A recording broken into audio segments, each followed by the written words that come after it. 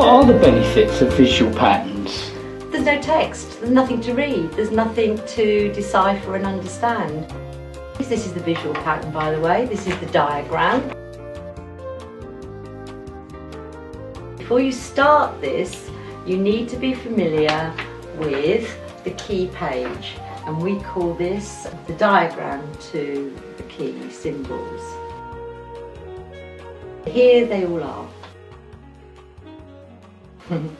And every pattern that we are going to produce in the future, and every pattern that's on sale now, it includes all or some of these key points. And there's videos for all of these key points, and you just watch those videos. They're all there for you just to watch. Then you need to practice.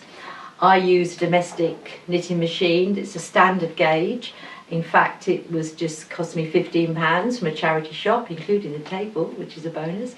So it's affordable. This is called a Knitmaster 323, and it's a good old workhorse, and it goes on, basically. And there's nothing complicated about it. Nearly all of my designs are just knitted in stocking stitch, just plain knitting. I don't often do fair isle, because I'm all about shape as opposed to pattern texture.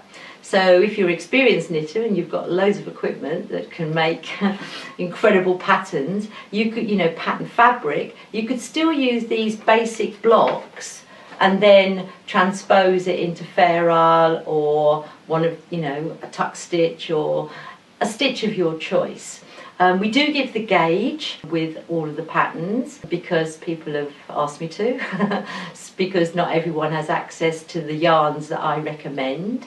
So the gauge will be there, apart from a couple of designs where I actually use changing the tension on some of the patterns to make the garment bigger or smaller.